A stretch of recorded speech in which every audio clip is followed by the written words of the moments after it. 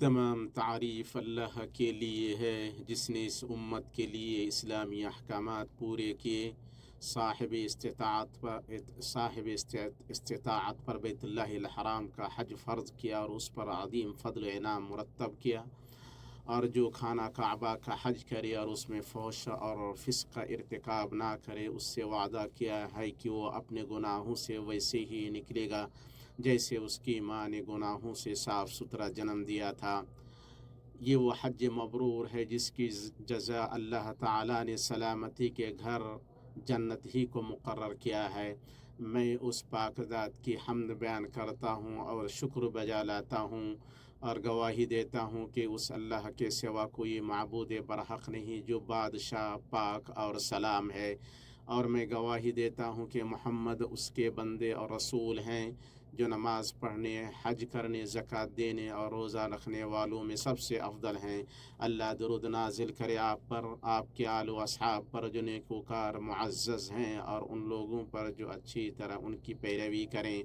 جب تک رات و دن کا ایک بعد دیگرے آنا جانا رہے، اور بہت زیادہ ان پر سلامتی نازل کرے۔ اما بعد، مسلمانوں، بیت اللہ الحرام کے حاجیوں، میں تمہیں اللہ عز و جل کے تقوی اور خلوت و جلوت میں اس سے ڈرنے کی وصیت کرتا ہوں، کیونکہ تم اس کے قبضے میں، اس کے قہر و غلبہ کے نیچے اور اس کے ارادے کے تابع ہو۔ اس سے کوئی مفر نہیں اور اس کے سوا کوئی ٹھکانہ نہیں۔ تم قول و عمل میں اللہ کے ساتھ سچے بنو، اللہ کی کتاب اور اس کے رسول کی سنت کو مضبوط سے تھام لو کہ ان دونوں میں سعادت، عزت اور نجات ہے، اور جان لو کہ اللہ جیسے تمہارے ظاہری امور کو جانتا ہے ویسے ہی تمہارے باطنی امور کو بھی جانتا ہے، اس سے تمہارا کوئی بھی معاملہ پوشیدہ نہیں ہے۔ اللہ کے بندو، اللہ تعالیٰ نے محمد صلی اللہ علیہ وسلم کی امت پر احسان کرتے ہوئے اسے حق کے نشانات کی رہنمائی کی، اس کے لیے رشد و ہدایت کے اسباب روشن کیے، خیر کے راستے اور سعادت کے اسباب آسان کیے، اور اس کے لیے امید و آس کے دروازے وا کر دیے۔ اس لیے خیر کے موسموں میں سے کوئی موسم نہیں گزرتا ہے مگر اس کے بعد دوسرا موسم آ جاتا ہے۔ ان دنوں عمرہ اور حج کے مناسک کی ادائی کے لیے بیت اللہ الحرام اور رسول اللہ صلی اللہ علیہ وسلم کی مسجد کی زیارت کے شوق و طلب میں مسلمان کے جذبات موجزن ہوتے ہیں۔ میں اللہ سے سفر میں آسانی اور اقامت میں آرام کا سوال کرتا ہوں، اور اپنے لیے اور ان کے لیے حج مبروک، نیک مقبول عمل اور قابل تعریف کوشش کا سوال کرتا ہوں۔ امت مسلمہ، ہمارے نبی صلی اللہ علیہ وسلم کی امت پر اللہ تعالیٰ کی رحمت میں سے یہ ہے کہ اس نے مکلف مسلمان پر عمر میں ایک ہی مرتبہ حج فرض کیا ہے، جبکہ وہ وہاں تک پہنچنے کی استطاعت رکھے، اور جب عازم حج ہو تو اس پر واجب ہے کہ وہ اپنے ارادے اور نیت کو اللہ تعالیٰ کے لیے خالص کرے، اپنے عمل کو رسول اللہ صلی اللہ علیہ وسلم کی سنت کے مطابق کرے، حلال کمائی سے سفر خرچ چنے اور خرچ کرنے میں وسعت سے کام لے، کیونکہ اللہ تعالیٰ پاک ہے اور وہ پاک کو ہی قبول فرماتا ہے۔ یہ اس کے لیے عظیم اجر کا سبب ہے۔ امام حاکم نے ام المؤمنین عائشہ رضی اللہ تعالی عنہ وعن ابیہا سے روایت کیا ہے کہ رسول اللہ صلی اللہ علیہ وسلم نے ان سے ان کے عمرے کے سلسلے میں فرمایا، تمہیں اسی قدر اجر ملے گا جس قدر تمہاری تکان اور تمہارا خرچ ہوگا۔ اسے امام حاکم اور دارقطنی نے روایت کیا ہے۔ پیارے حاجی، میں آپ کو خصوصی طور پر نصیحت کرتا ہوں کہ آپ اللہ تعالیٰ کے لیے عمل کو خالص کریں، اپنا دل اللہ سبحانہ و تعالیٰ کے سوا کسی سے نہ لگائیں، اور اپنی ضرورتوں کی تکمیل صرف اللہ تبارک و تعالیٰ سے طلب کریں۔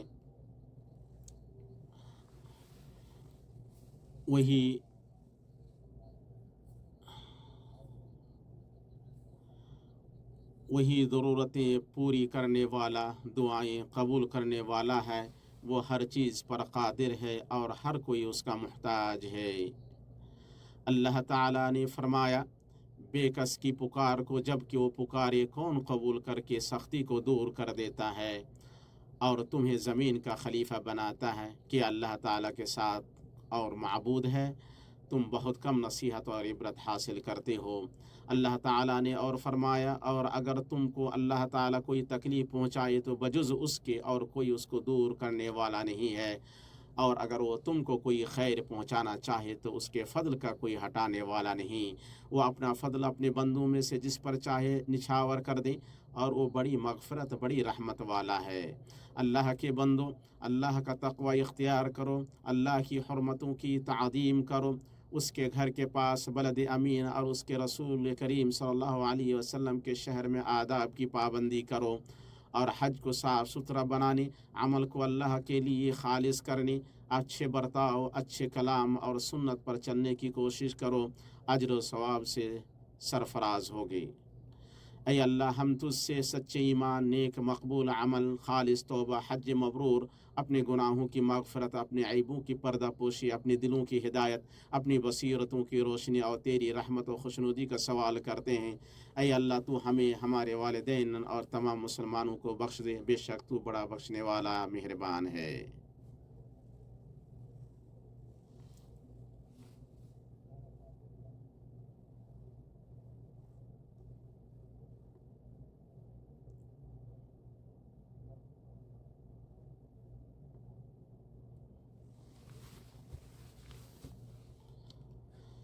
تمام تعریف اللہ کے لیے ہے جو سارے جہانوں کا رب ہے، اور انجام کار متقیوں کے لیے ہے، اور سختی صرف ظالموں پر ہی ہے۔ اور میں گواہی دیتا ہوں کہ ایک اللہ کے سوا کوئی معبود پر حق نہیں، اس کا کوئی شریک نہیں، اور میں گواہی دیتا ہوں کہ ہمارے سردار اور نبی محمد اللہ کے بندے اور اس کے رسول ہیں۔ اے اللہ، درود و سلام اور برکت نازل فرما ہمارے نبی محمد پر، ان کے آل و اصحاب پر، اور ان پر جو نیکی کے ساتھ ان کی پیروی کریں اور استقامت پر رہیں۔ اما بعد، اللہ کے معزز گھر کے حاجیوں، اللہ کا تقوی اختیار کرو اور جان لو کہ حج اور عمرہ کے کچھ ارکان، واجبات، سنن اور آداب ہیں۔ جب مسلمان احرام باندھتا ہے تو اپنے آپ کو ایسے اعمال کا پابند کر لیتا ہے جنہیں پورا کرنا ضروری ہے، اور اپنے آپ کو ان چیزوں سے بچنے کا پابند بنا لیتا ہے جو احرام میں ممنوع ہے۔ نبی کریم صلی اللہ علیہ وسلم نے فرمایا، اپنے مناسک مجھ سے سیکھ لو۔ اللہ عز و جل نے اپنی پاک اور مقدس سرزمین میں ایسے لوگوں کو ذمہ دار بنایا ہے جن میں پوری اہلیت ہے، اور وہ حرمین کی خدمت، مقدسات اور آنے والے زائرین کی حفاظت و نگہبانی کی صلاحیت رکھتے ہیں۔ چنانچہ سعودی عرب کی حکومت، اللہ اسے سر بلند رکھے، نے حرمین شریفین اور احرام کے ہر میقات میں ایسے علماء مقرر کیے ہیں جو لوگوں کی رہنمائی کرتے ہیں، انہیں مناسک حج و عمرہ کے اعمال سکھاتے ہیں اور انہیں صحیح راستے کی طرف رہنمائی کرتے ہیں۔ اگر تم نہیں جانتے، اللہ کا فرمان ہے، اگر تم نہیں جانتے تو اہل علم سے پوچھ لو۔ اور اسی طرح اللہ کے مہمانوں کی خدمت کے لیے ڈیجیٹل سسٹم کو بھی بروئے کار لایا گیا ہے۔ چنانچہ حج کرنے والے میرے بھائی و بہن، کوشش کرو کہ تمہارا حج اور عمرہ مقبول ہو اور تمہاری کوشش کی قدر ہو۔ نبی کریم صلی اللہ علیہ وسلم نے فرمایا، مبرور حج کا بدلہ جنت ہی ہے، اسے طبرانی نے روایت کیا ہے۔ اور نبی صلی اللہ علیہ وسلم نے فرمایا، جس نے اللہ کے لیے حج کیا، پھر نہ بے حیائی کی اور نہ گناہ کا ارتکاب کیا، تو ایسے لوٹتا ہے جیسے اس کی ماں نے اسے جنا تھا۔ اسے امام بخاری نے روایت کیا ہے۔ اللہ کے گھر کے حاجیوں، اس مقدس سرزمین میں جو وحی اور قرآن کے نزول کی جگہ ہے، تمہارے لیے موقع ہے کہ ایسے گناہوں کی گندگیوں پر ندامت کے آنسو بہاؤ، یہ تمہارے گناہوں کو دھل دیں گے، اور اپنے رب سے اپنے گناہوں کی بخشش مانگو اور انہیں معاف فرما دے، وہ انہیں معاف فرما دے گا۔ اور اللہ سے سچی اور خالص توبہ کرو، وہ توبہ قبول فرمائے گا۔ اللہ کے بندو، اللہ کی سب سے بہتر مخلوق محمد بن عبداللہ پر زیادہ درود بھیجو۔ اللہ آپ پر اور آپ کی آل پر درود و سلام نازل کرے۔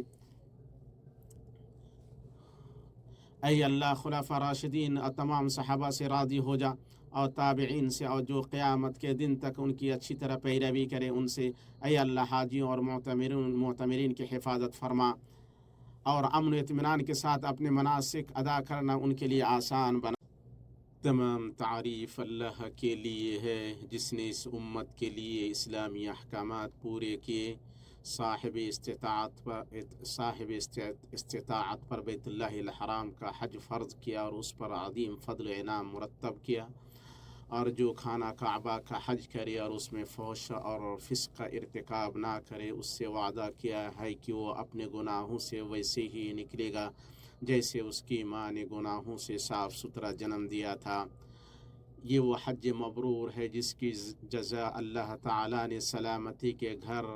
جنت ہی کو مقرر کیا ہے۔ میں اس پاک ذات کی حمد بیان کرتا ہوں اور شکر بجا لاتا ہوں اور گواہی دیتا ہوں کہ اس اللہ کے سوا کوئی معبود برحق نہیں جو بادشاہ پاک اور سلام ہے، اور میں گواہی دیتا ہوں کہ محمد اس کے بندے اور رسول ہیں، جو نماز پڑھنے، حج کرنے، زکوٰۃ دینے اور روزہ رکھنے والوں میں سب سے افضل ہیں۔ اللہ درود نازل کرے آپ پر، آپ کے آل و اصحاب پر جو نیکوکار معزز ہیں، اور ان لوگوں پر جو اچھی طرح ان کی پیروی کریں جب تک رات و دن کا ایک کے بعد دیگرے آنا جانا رہے، اور بہت زیادہ ان پر سلامتی نازل کرے۔ اما بعد، مسلمانوں، بیت اللہ الحرام کے حاجیوں، میں تمہیں اللہ عز و جل کے تقوی اور خلوت و جلوت میں اس سے ڈرنے کی وصیت کرتا ہوں، کیونکہ تم اس کے قبضے میں، اس کے قہر و غلبہ کے نیچے اور اس کے ارادے کے تابع ہو۔ اس سے کوئی